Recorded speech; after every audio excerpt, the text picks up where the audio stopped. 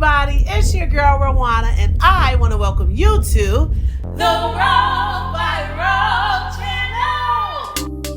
You want to explore being healthy, wealthy, and wise, both naturally and spiritually? Well, stay tuned, because this is where we break it all down just to build you up. Talk to you soon. Roll by roll. Roll by roll. Roll by roll. Roll by roll. Hi, everybody. Welcome to today's segment. Today we're going to talk about implicit bias. I pray that everybody gets something out of this, because bias is real. Racism is real. But let me define implicit bias. It refers to actions, attitudes, the way decisions are made, and the way we understand things. But it's in an unconscious way. It is beyond our control. We're not aware that we are being biased. Okay, this can be favorable or it can be unfavorable towards a group. Can you ever think of a time where you thought something about a person and later on you say, you know what, you cool people. I ain't like you at first. Something like that. Right. Or you ever see like maybe an Asian person in the community carrying his briefcase and you think that he's trying to start a business or buy some property, right? If you have negative thoughts or feelings, or even you're ethnocentric about a certain group of people, then your biases are very active and present. And it's like it's Tuesday for you. You don't realize it, that it's actually marginalizing anyone. So what it does is, consequently, it inhibits recruitment. For example, if you're a manager, a hiring manager, you may just avoid certain people just based on thinking that they're not going to be a good fit or they're incapable. And you haven't even allowed yourself to get to know these people. You go off what you were led to believe, but you don't have a direct experience to validate those feelings. Let me give you an example. You could be having a kickball game and you have two captains, and you say, one of them will say, okay, give me a Jimmy. The other one is like, give me the one right there with the baseball cap on, with the athletic sports suit on. You know, you overlook the fatsos, or you overlook the short one, or the one that just doesn't seem athletic. But during the game, big dude, he hit the ball out the park. You didn't think he could run, huh? And the one who just didn't seem very athletic, he was so intelligent in the game that you did yourself a disservice by underutilizing that talent. You didn't believe in him. And this is what implicit bias does. It stifles growth. Your company can't be innovative because you keep looking for the same person to take the place of someone you felt was valuable. You hold on to your information hoarders, but you fail to allow new people in that's going to change the face of the company for the better, because you're afraid to even test, use, or put into action their ideas. And just to take it a step further, you don't even hire them, right? We process 10 to 12 million pieces of information at any given time, but we're only able to hold about 50 of those. So what we do is we create quick schemas. We do snapshot judgments. If you see someone walking down the street, you make a quick decision if you should cross to the other side, or you should go back into the house, or if you should get out your car yet. We make these snapshot decisions, and a lot of times it's just based off someone's skin color, or based on, it could be a plethora of things, because we go off what we think we know. We could be lost, and the person that has the information we need, we're afraid to even say, hey, I'm looking for, and they're very familiar with the area. You don't even see them doing anything threatening. But because of the color of their skin, right, your stereotypes are constantly causing you to make these assessments, and a lot of times it's just simply an injustice. Okay, and you leave yourself out there that much longer. And this is the way we create stereotypes. We have a whole population of, anybody. Let's just say Puerto Ricans. We might think they are one thing. Oh, build a wall. They're this, they're that. Or it might be, black people. Say, oh, we don't want them in our neighborhoods. Or it could be white people, and we'll say, they're all racist. They hate us. Right? And out of all of the examples I just named, we're wrong. There's some of all of those in every nationality. So we create these schemas and these relationships, and it makes us feel more comfortable if we just sum it all up. But we're not participating in a just society. We're not making our contribution to having a just, equal society where everyone is respected. I don't care what country you're from, because it's everywhere. Now let me hold these slides up and show you how our brain doesn't allow new information in. So hopefully you can see this, because I want you to see how the brain doesn't need all the information to make a judgment. Okay, can you see that? All you need is the first and the last letter for your brain to make a snapshot and say, oh, I know what that is. So I'm going to go ahead and read this out. According to the Connecticut Justice Department, it doesn't matter what is on the paper as long as the paper gives us a beginning and an end. Isn't that interesting? I have a couple of more slides to help you to further understand how the brain takes a snapshot and creates a whole paragraph about it. Okay?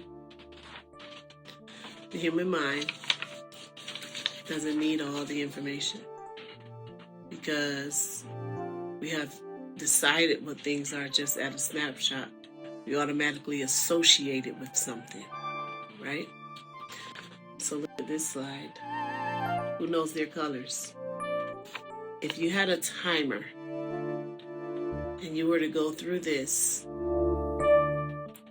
I promise you that you can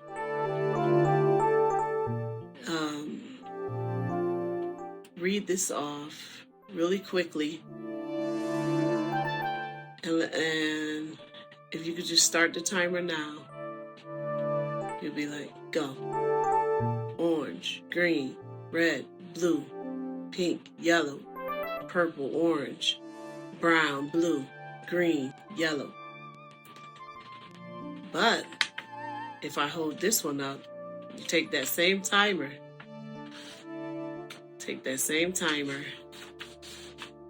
And all I want is the color, not the word. Just give me the color as fast as you can.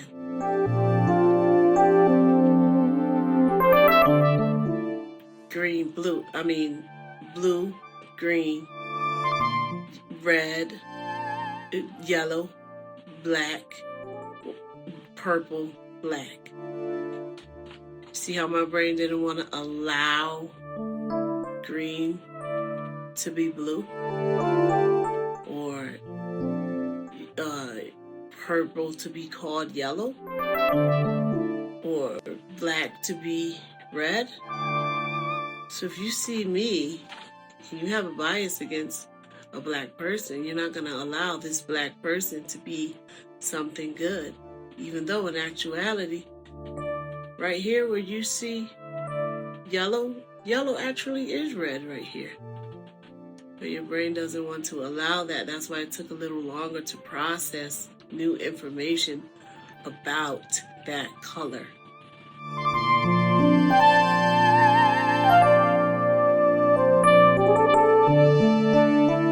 If you grow up and you've seen someone who reminds you of that bully, you know it's not them. But you just kind of stay away from that person because there's something in you that doesn't trust that description.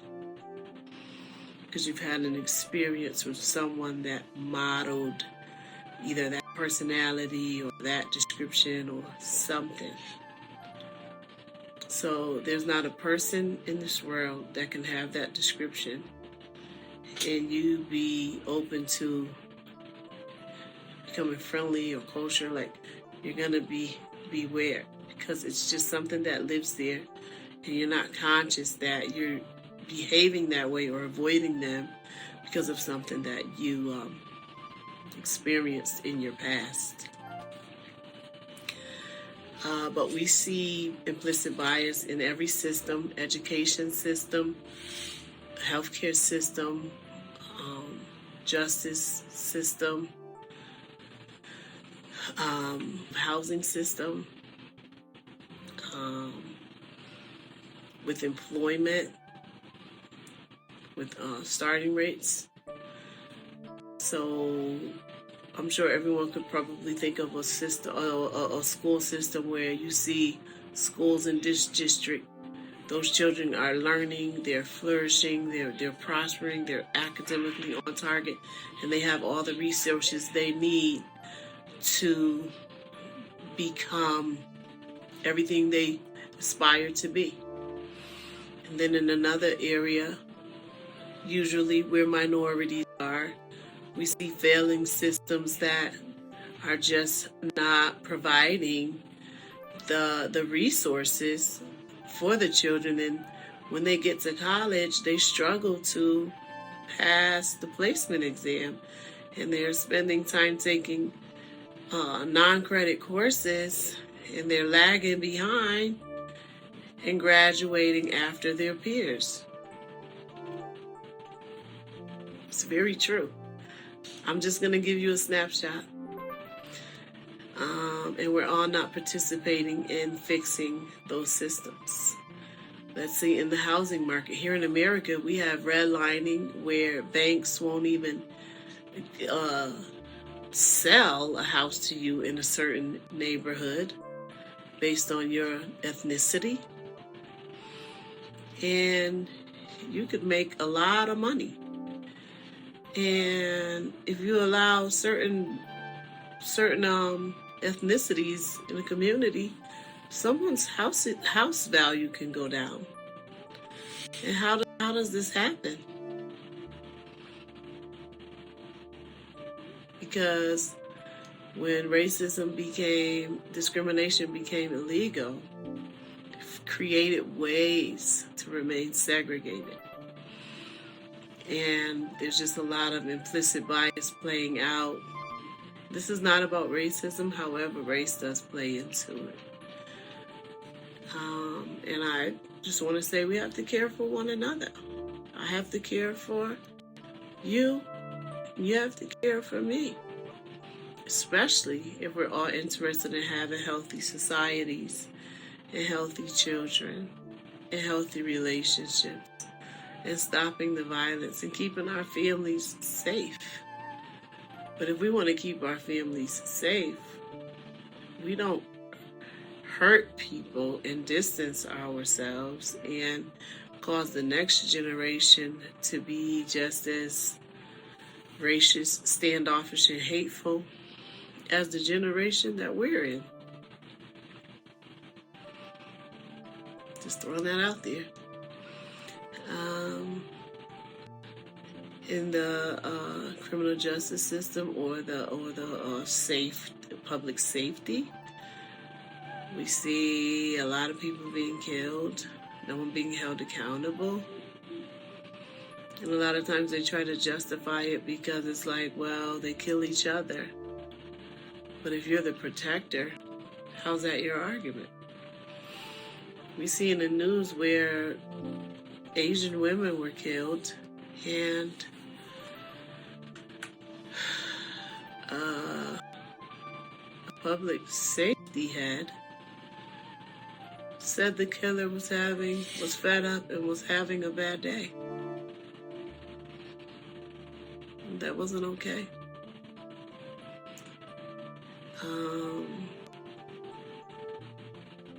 And when the leaders are showing who they are, it really just makes it scary to trust and to come away from bias and to feel safe and to extend an olive branch. It's very difficult. I'm going to move on to the medical system. And these can be expanded upon greatly. I'm just going to give you a little. But in the medical system, just over the course of COVID, I want to speak to 2020. When the African American doctor went live and said, I'm in the hospital and I'm struggling and, I'm dying and I'm seeing discriminatory practices where others that are not even struggling as much as I am, they are getting the preferential treatment and they are getting the attention that those of us that are struggling the most are failing to have access to. That's in summary. I'm paraphrasing. And it was very hard to know that she died. She never made it out of the hospital. And I just wonder, where do we go from here if we're not talking about our biases, if we're not owning them, if we're not saying, I caught myself red-handed being biased. It's unconscious sometimes. It's just what we do. We take care of our own. I saw a study where school teachers were asked to look at the children. I believe they were first graders or second graders, and the teachers were, it was equal. White boy, white girl, black girl. And the teachers were to watch the children and look for potential bad behaviors. But in the study, there were no bad behaviors.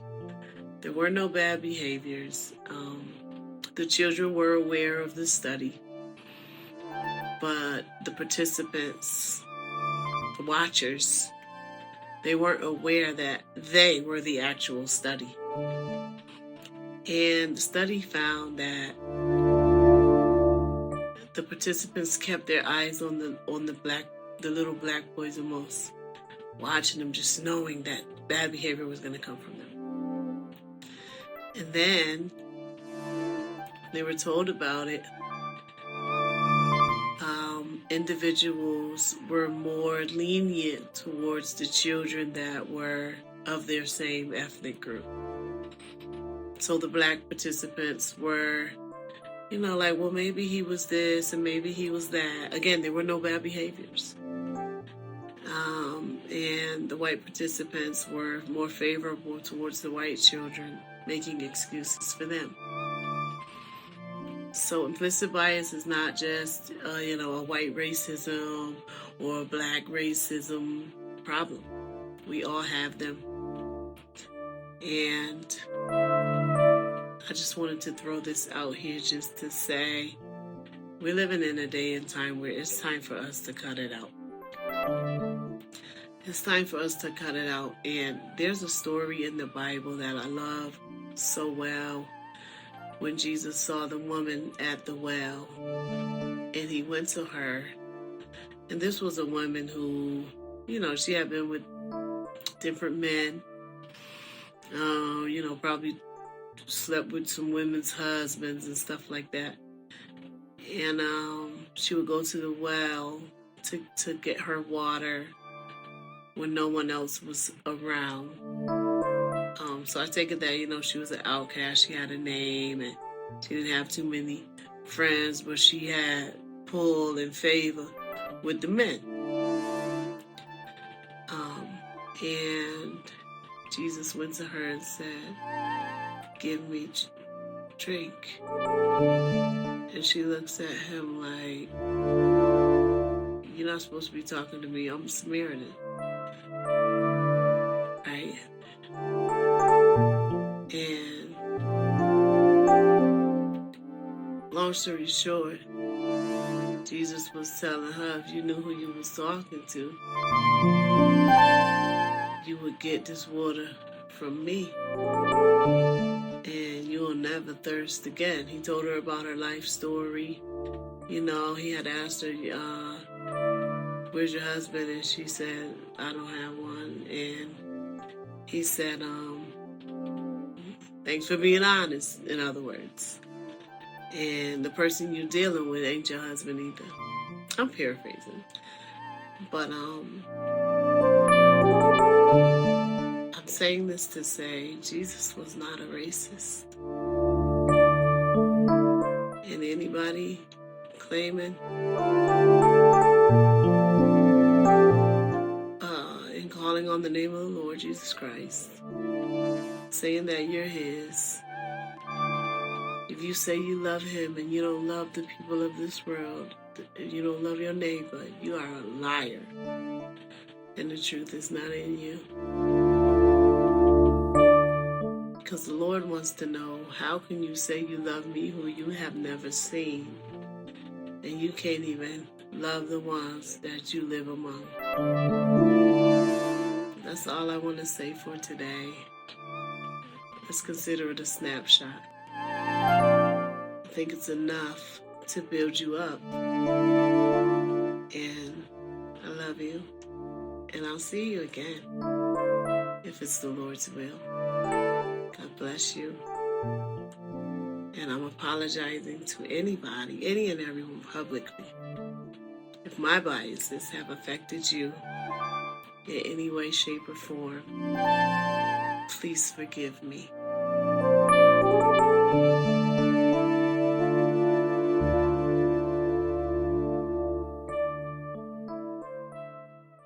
Talk to you soon.